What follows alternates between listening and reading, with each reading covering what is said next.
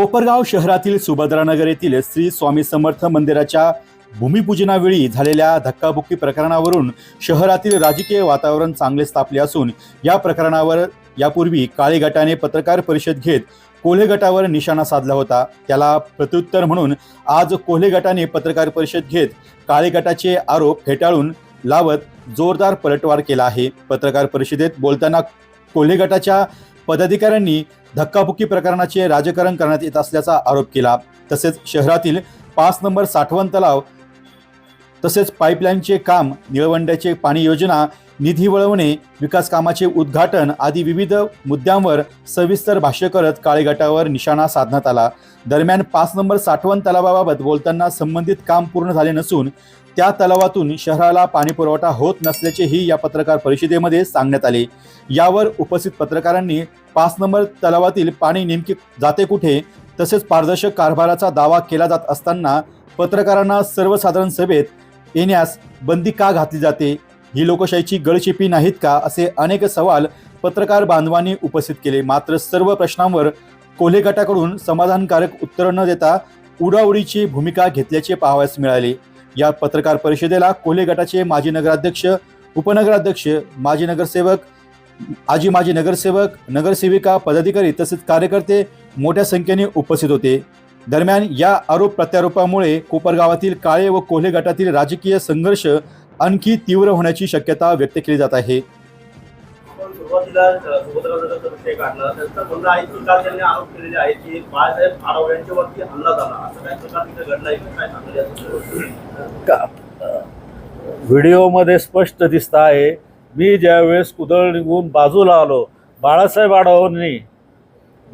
आढावांनी जे काय त्यांना मागणी होती का बा ही जागा माझी आहे ते आहे, तिथं वाद घालण्याचा त्यांचा काही काम नव्हता। कुणीही काहीच नाही। बाळासाहेब शांत बसले तर कुठून तरी त्यांना फोन आला, कुणाचा आला, आकाचा आला का कुणाचा आला हे माहीत नाही। त्यानंतर शांत असलेला माणूस, जे बाळासाहेब आढाव शांत वृत्तीचे होते, एवढे कस काय पेटले हेच समजलं नाही। मी तर गडबडून गेलो। बाळासाहेब आढाव सारखा संयमी माणूस आणि त्यांनी जागेची लोकांना जागा वाटलेला माणूस आज दिलेल्या जागेमध्ये का मागणी करतो हेच लक्षात आलं नाही। विजयराव वाजेंनी त्यांना सांगितलं का तुम्ही इकडे पुढे येऊ नका आणि विवेकदादांबद्दल ज्या काही आक्षेपार्ह काही गोष्टींनी शब्द काढलेत हे त्यांनी चूक करू नये, परत विवेक भाईंवर कुठल्याही प्रकारचा आरोप करू नये। त्यांनी तिथं येऊन उलट संयमाची भूमिका घेतली का बा वाद घालू नका, आज अक्षय तृतीयाचा दिवस आहे, तुम्ही वाद घालायला दुसरी जागा आहे, परंतु या केंद्रामध्ये या ठिकाणी हा वाद घालू नका। त्यामुळं सर्व भक्तगण सर्व नाराज झाले। हल्ला झाला का? पण हल्ला झालाच नाही ना, तुम्ही व्हिडिओ बघताना कुठलाही हल्ला झालेला नाही, कुठलाच हल्ला झालेला नाही। 57 कोटीचा निधी तुम्ही म्हणताय जिकडे पीडब्ल्यूडीकडे वळवणार, त्याच्या संदर्भात तुमची पुढची भूमिका काय आहे? आता आम्ही हे शासनाकडे मांडणार आहे। 57 कोटी शहरातील सर्व विकास कामासाठी आहे। त्याच्यामध्ये रस्ते आहेत, घाटा आहेत बरं का। वित्त नियोजन विभागाकडून 57 कोटी रुपये आलेले आहेत आपल्याला आणि वैशिष्ट्यपूर्ण मधून 10 कोटी रुपये। याचे सगळे राजाभाऊ TS रेडी, सगळं रेडी, निविदा एस्टिमेट रेडी, काहीच नाही ना। टेंडर झालेत, निविदा काही तर वर्क ऑर्डर झाल्यात। एवढं घायतळपणा वैशिष्ट्यपूर्ण योजनेतून आणि रस्ते संपूर्ण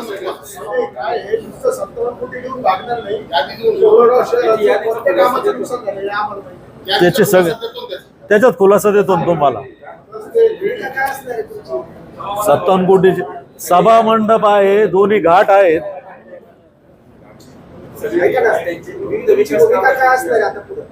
आता यामध्ये मुख्यमंत्र्यांची भेट घेऊन कालच्या ठरावामध्ये असं मांडण्याचा ठराव असा केलेला आहे की या NOC त्यांनी PWDने मागितली 2 कोटी रुपये। हे जर आम्ही NOC दिली तर लायबिलिटी उद्या ही सगळी नगरसेवकाला येईल।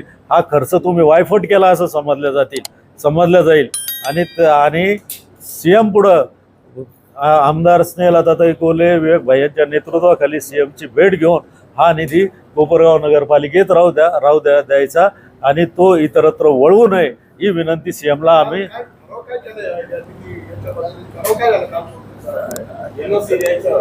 NOC द्यायचा होता विषय त्याच्या द्या ना मला काय काय प्रश्न सांगा त्याच्यामध्ये कालचा ठराव सांगा ना. दुसरी गोष्ट, चुकीच्या पद्धतीने कोपरगाव नगर परिषदेचा निधी, नगरपालिकेचा निधी PWDला जो वळवला, तर ते आमचे नेते आदरणीय स्नेहलताताई कोल्हे, विवेक भैया कोल्हे यांच्या मार्गदर्शनाखाली आम्ही सर्व नगराध्यक्षासहित सर्व शिष्टमंडळ मुख्यमंत्री साहेब यांना जाऊन विनंती करणार आहे, चुकीच्या पद्धतीने गेलेला निधी नगर परिषदेकडे वळवावा, जेणेकरून त्या कामांची गुणवत्ता दर्जा राखल्या जाईल आणि कामं म्हणजे नागरिकांना जे अपेक्षित कामं, गुणवत्ता आणि दर्जाची कामं होतील. नाही नाही, गावातच कामं करणार आहे, पण कार्यान्वयन यंत्रणा बदलली, त्याच्या माग PWD केली. जा पुढचं.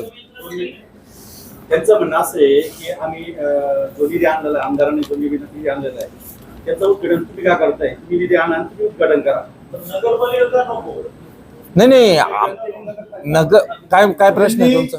म्हणणं असं आहे की आमदारांनी निधी आणलेला आहे, त्या निधीचं उद्घाटन आमदारांनी करायला पाहिजे, यांची काय करताय? मग मला सांगा, जर बस स्टँडचा निधी आमदार सौ स्नेहलताताई कोल्हेंनी आणला होता, पोलीस स्टेशनच्या क्वार्टरचा निधी आमदारताईंनी आणला होता, गोकुळ नगरीच्या पुलाचं काम आमदार स्नेहलताताई कोल्हेंनी केलं होतं, नगरपालिकेचा निधी ऑफिस बिल्डिंगचा जर आमदार स्नेहलताताई कोल्हेंनी आणला होता, मग आशुतोष काळे साहेबांनी उद्घाटन केले, तर आम्ही तेव्हा आक्षेप घेतला नाही ना. ही एक सायमल्टेनियस प्रोसेस आहे. निधी हा राज्य शासनाचा आहे, राज्य शासनामार्फत निधी आला. आज सर्वस्वी कोपरगाव नगर परिषदेचे किंवा प्रथम नागरिक म्हणून नगराध्यक्षांचा तो सर्वस्वी अधिकार आहे. बाय प्रोटोकॉल नगराध्यक्ष या प्रत्येक कामाचं उद्घाटन करू शकतात. त्यांच्या अखत्यारीतले हे सगळे विषय त्यांनी उद्घाटन केलं तर तुम्ही गैर मानून घेता काय? तुम्ही काय उपस्थित केला की 121 कोटी योजना आहे 5 नंबर संदर्भात, त्याचं काम अपूर्ण आहे ते तुम्ही सांगताय, परंतु जे या योजनेतून जे टाक्या मंजूर होत आहे त्याच्या उद्घाटनाला आपण सुद्धा आपल्याकडे लोक सुद्धा उपस्थित असतात, त्यांच्या हाताने उद्घाटन होतं नाही. तुम्ही एक लक्षात घ्या, त्या ज्या योजना आहे त्या किती कार्यान्वित झालेल्या आहे, मुद्दा तोच आहे. पत्रकार साहेब, आम्ही तुम्हाला काय सांगतो, आम्ही काही म्हणण्यापेक्षा तुम्ही त्या ठिकाणी चला. जर पूर्ण योजना झाली तर शहराला त्या पद्धतीत पाणी यायला पाहिजे. 130 कोटीचे आतापर्यंत जे काही देयके होते ते देऊन झाले. मुद्दा हा आहे, लक्षात घ्या. आता तुमचं म्हणणं आहे की गेले 4 महिने झाले नगराध्यक्ष साहेब काही काम करत नाही, पण तुम्हाला हे लक्षात आलं का, मागील 4 वर्ष प्रशासक होतं. विरोधक मानतात, हे विरोधक मानतात, बरोबर. आमचं म्हणणं काय, लक्षात घ्या, 4 वर्ष प्रशासक होतं. प्रशासकीय आणि नगराध्यक्ष साहेबांनी पूर्ण माहिती घेऊन कामाला सुरुवात केलेली. असं काही नाहीये कामं सुरुवात झाले नाही हे तुम्हाला माहिती आहे.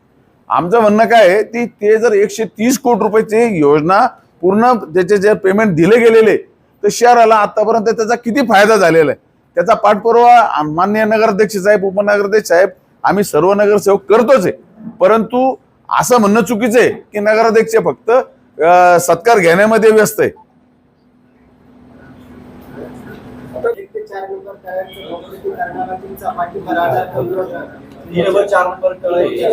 हा, खोलीकरण करायचंय, कॉम्पिटिशन करायचंय, 5 नंबर करायचं, पाठिंबा राहणार. एक मिनिट. सगळ्यात महत्वाचं असं आहे की कॉन्क्रिटीकरण झालेलं आहे, पण टेस्टिंगच हायड्रोलिक टेस्टिंग झालेलं नाही. हायड्रोलिक टेस्टिंग झाली नाहीये. त्याच्यात साठणारा गाळ काही दिवसांनी साफसफाई करण्यासाठी जो गाळ काढण्याची एक प्रोसिजर असते त्याची तरतूद केलेली नाही. पाईपलाईन पूर्ण झालेली नाही. फक्त 92 किलोमीटर कागदावरच तिथे, पण ती पूर्ण झालेली नाही. तरी असं असताना त्या ठेकेदाराला जाब विचारण्याच्या ऐवजी त्याचं पूर्ण बिल अदा करण्यात आलेलं आहे. हो हो,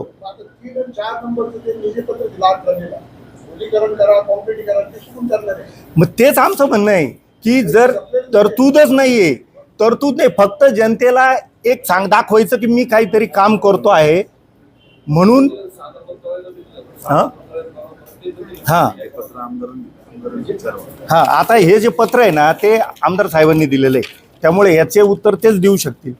तुम्ही म्हटले किती की पत्र- pipeline अपुरी आहे. हा. तर त्या दिवशी नगराध्यक्ष साहेब म्हटले की आम्ही त्याचा शोध घेण्यासाठी तुम्ही काही procedure सुरू केली आहे. हो, केलेली आहे. आपण नगरपालिकेच्या माध्यमातून के एजन्सीला बोलवतो आहोत व आपले पाणीपुरवठा सभापती वैशालीताई वाजे यांच्या समक्ष व नगराध्यक्ष आम्ही मिटिंग घेऊन त्यांच्याकडून ते पूर्ण मॅप प्रमाणे काम झालं आहे की नाही ते आम्ही शोधणार आहोत.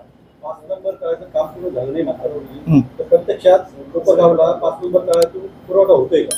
नाही होते. 5 नंबर तळ्यातून होत नाही. आता सगळा पुरवठा 1 ते 4 नंबर तळ्यातून होते. ही यंत्रणा पाणी पुरवठ्याची ह्या पूर्ण 1 ते 4 नंबर तळ्यामार्फतच मिळतं आणि 5 नंबर तळ्यातलं पाणी आजही आपण ते वापरात घेत नाही. 5 नंबर तळं वापरलंच नाही. घेतोय का? हा, 4 नंबर आपण फक्त काय माहिती का, अहो तळं भरलं. हा, 5 नंबरचं ऐका, 5 नंबरचं तळ्याचं पाणी 4 नंबरमध्ये लिफ्ट करावं लागतं. ती योजना पूर्ण झालेली नाही. ते लिफ्ट करण्यासाठी सुद्धा नगरपालिकेला हा पाणी येतं, पण ते लिफ्ट करून घ्यावं लागतं आपल्याला. हो, डायरेक्ट नाही. आले तुमचे सहकारी तेव्हा आम्हाला माहितच नाही हा फंड गेला म्हणून. आणि ह्या गोष्टी सर्वात मोठ्या म्हणजे याचा मोठा क्लेश होतो, संताप होतो.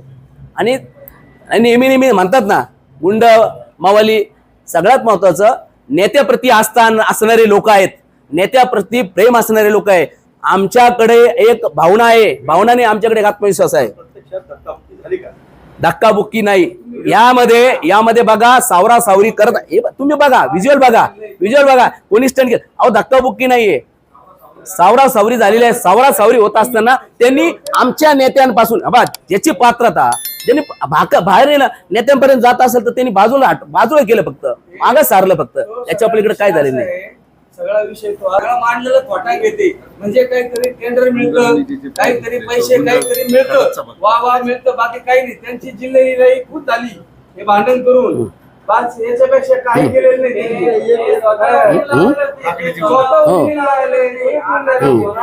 आम्ही याच्यात आम्ही रोज पाणी द्यायचा प्रयत्न नाही, पाणी देणार, रोज पाणी देणार ह्यो शब्द येतो.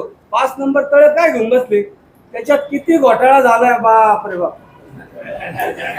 आता हे काही माहित नाही होय, हे काही जनतेला माहित नाही का?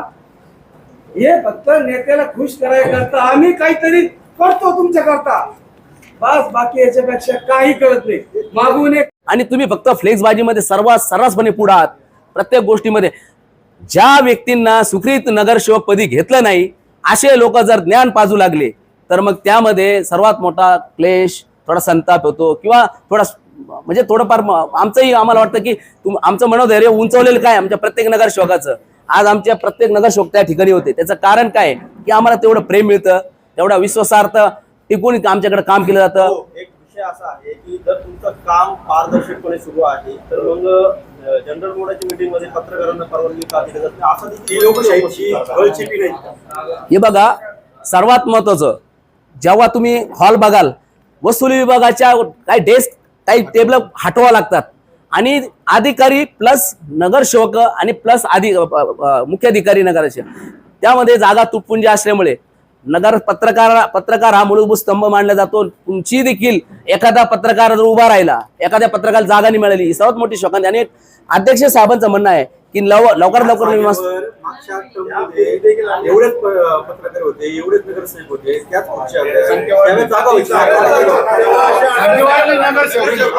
एक मिनिट आणि ऐका 2 नगरसेवक 3 कोऑप मधले उपाध्यक्ष साहेब, परंतु उपाध्यक्ष साहेब आदरणीय सर्व सभागृह कोणाचाच म्हणणं नाहीये, सर्वांची इच्छा आहे पत्रकार उपस्थित राहिले. बघा तुम्हाला देखील राजभाऊ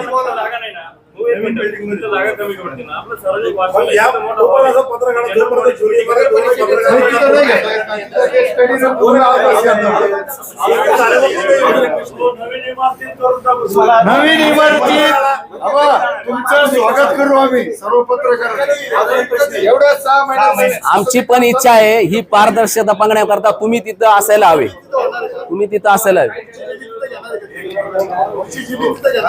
नाही, आता असं आहे की नगरपालिकेचं म्हणणं असं आहे त्यांचा पारदर्शक कारभार चालू नाही.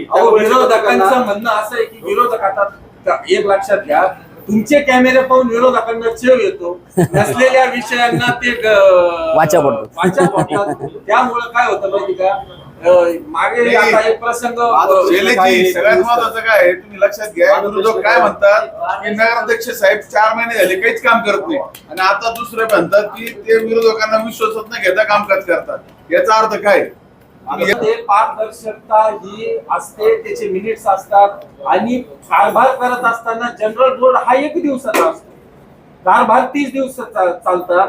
मग कारभार पारदर्शक आहे, जनरल बोर्ड जनरल बोर्ड मध्ये का नाही आले? बोर्डामध्ये काय कळलं? डी न्यूज वृत्तवाहिनी सामाजिक, शैक्षणिक, राजकीय, धार्मिक, सहकार, सांस्कृतिक, कृषी या सर्व चालू घडामोडींचा वेध घेणारी वृत्तवाहिनी.